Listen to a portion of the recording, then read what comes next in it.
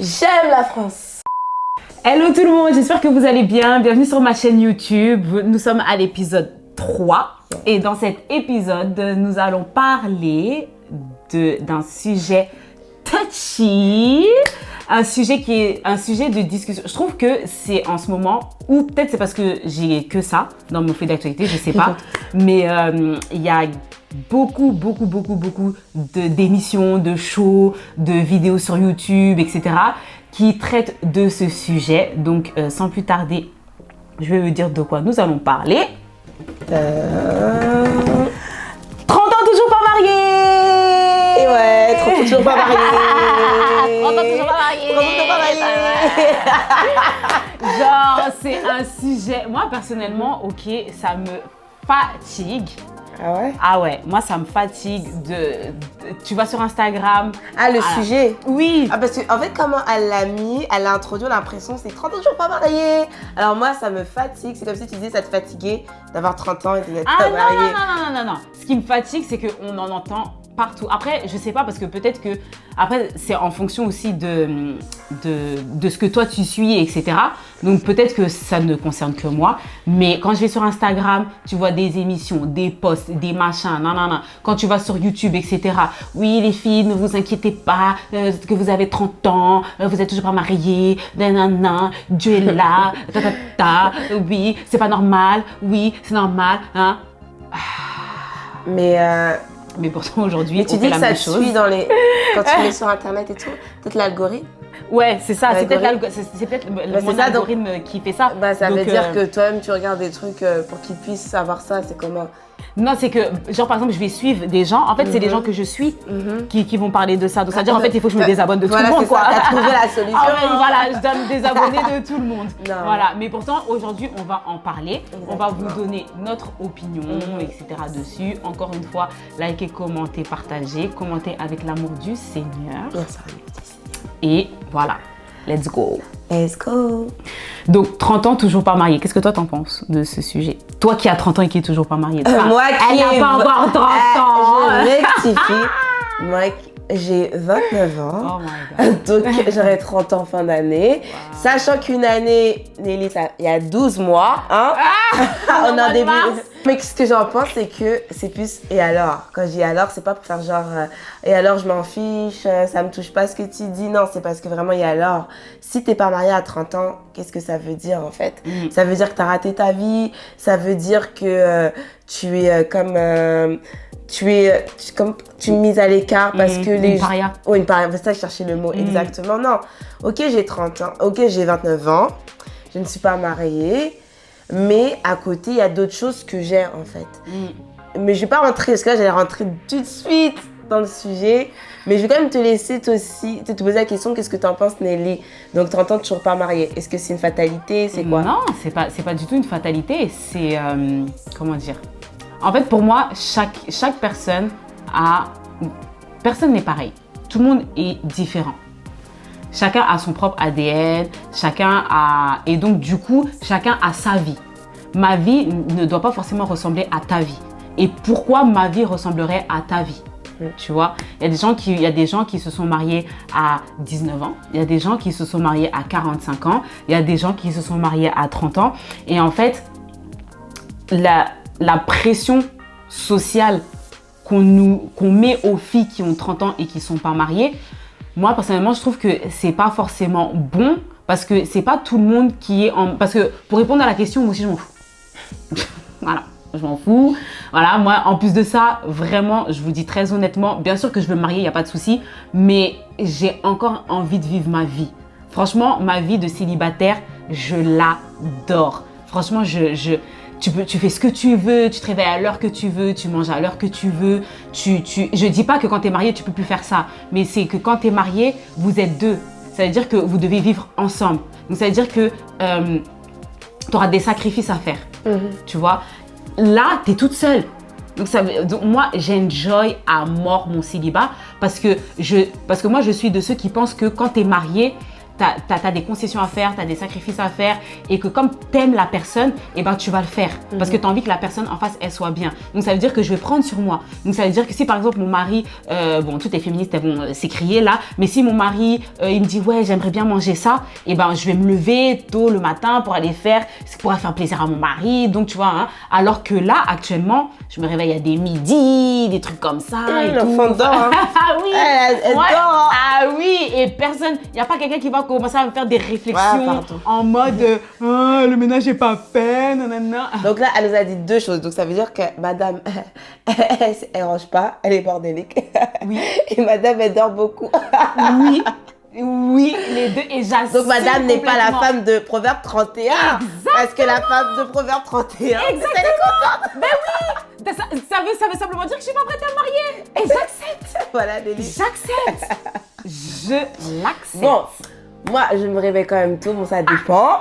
J'aime le ménage, je suis quelqu'un qui est... Je suis pas maniaque, mais j'aime quand tout est propre, quand c'est bien rangé. Mais pour autant, c'est pas parce que j'aime faire le ménage, parce que je me réveille tôt, que je suis prête aussi à me marier. C'est qu'il y a aussi un processus à faire peut-être dans mon développement. Non, mais comme Nelly, tu dis, c'est qu'il y a un processus à faire. Après, ça dépend aussi dans ton processus. Mais moi, c'est vrai que je vais me marier. Mais par contre, avant d'avoir cette révélation, pour moi, j'allais me marier à 20 ans.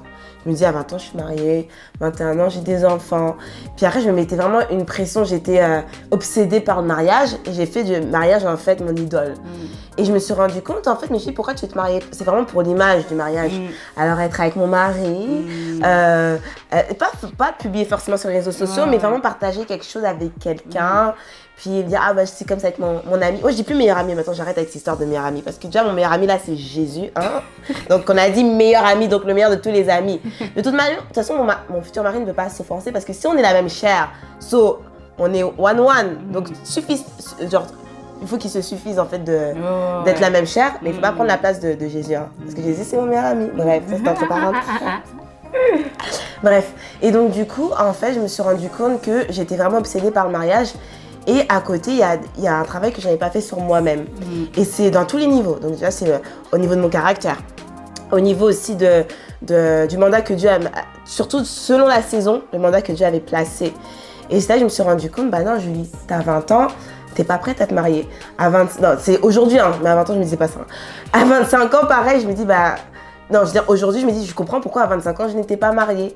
Puis là, j'ai 29 ans, là, c'est fou. Je me dis, mais Seigneur, qu'il arrive à 30 ans, 40 ans, 50 ans, 60 ans, en fait, j'ai pas de frustration. Je suis pas pressée. Oui, j'ai hâte parce que je sais que quand tu vas à 2, en fait, quand on est 2, tu vas plus loin. Mais je me dis, le Seigneur sait quoi faire. Exactement. Il sait quand est-ce qu'il va m'apporter la bonne personne. Donc, le fait de me frustrer, c'est comme si je me disais, mais Seigneur, en fait, ça revient un peu comme pour les sites de rencontres. C'est comme si je mettais une pression à Dieu pour dire, mais oh. Donc, quand quelqu'un me dit, à 30 ans, toujours pas marié, je lui dis, demande à Dieu. Je veux dire, moi, est-ce que j'ai la réponse? Demande à Dieu, parce que même Dieu, si je suis pas prête, il va te dire que je suis pas prête. Si je suis prête, ça veut dire que soit c'est mon mari qui n'est pas prêt, il y a quelque chose.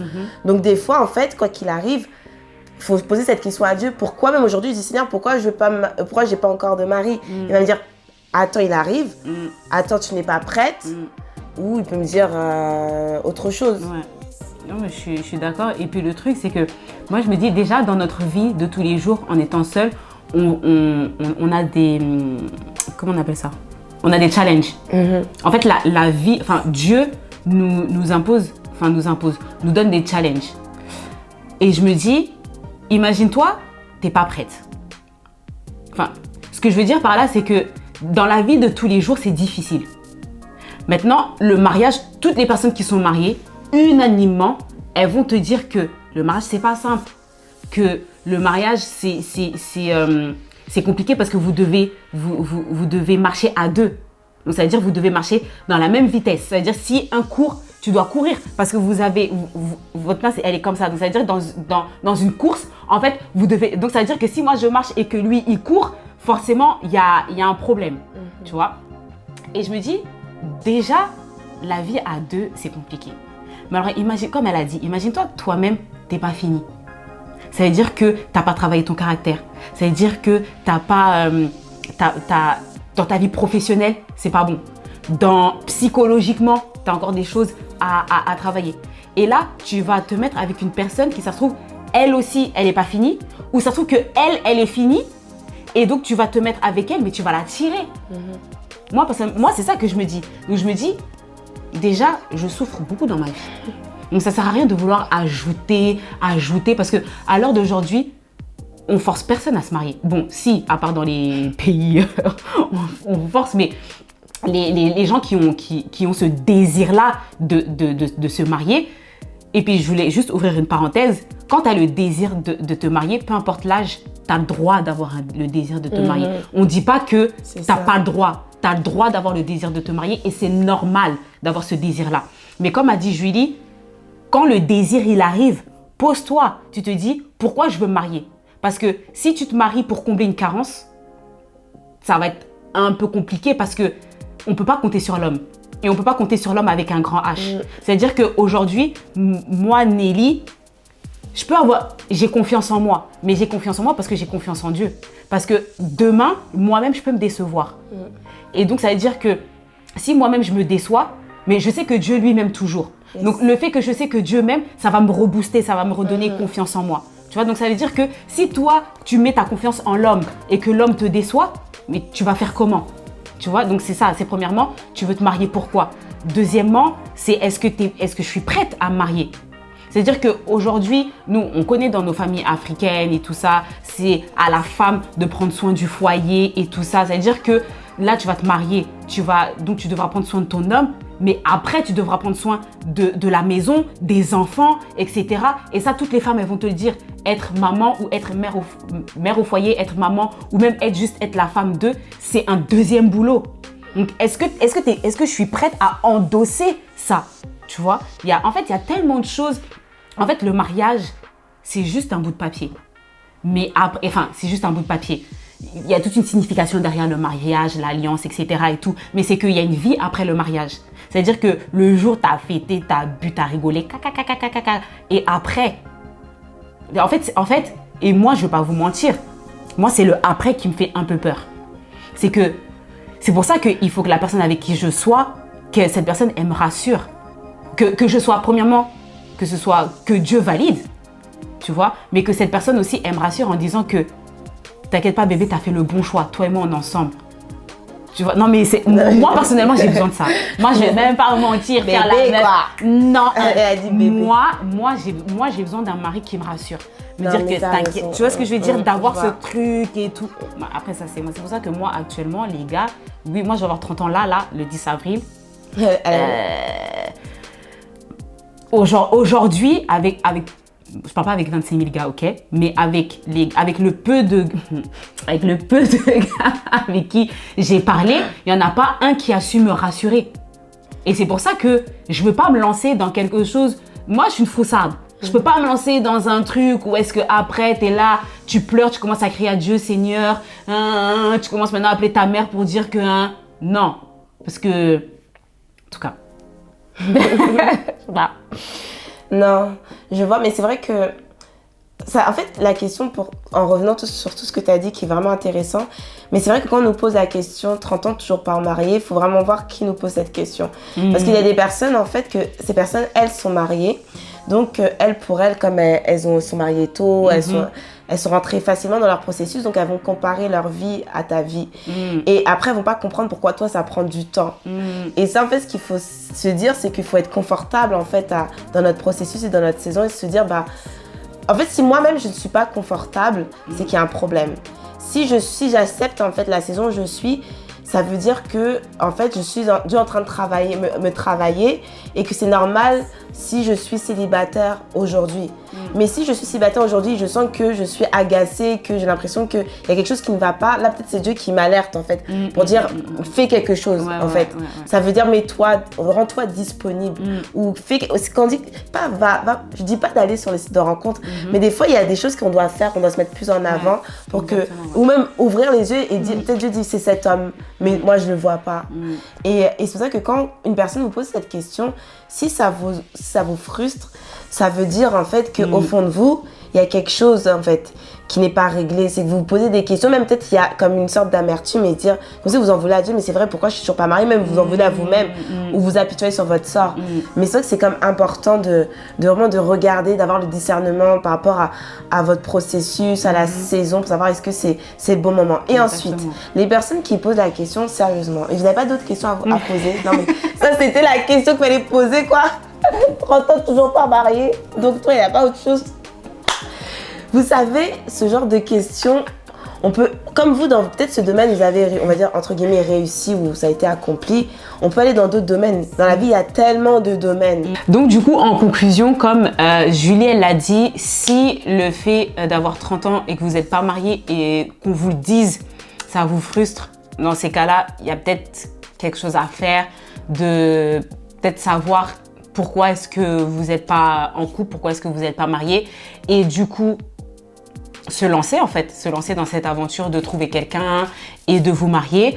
Et si, comme moi, c'est pas que vous vous en foutez, mais c'est que quand ça viendra, et puis si ça vient pas, et ben on continue à enjoy notre célibat. N'hésitez pas à aimer, commenter et partager. Commentez avec l'amour du Seigneur. Bye.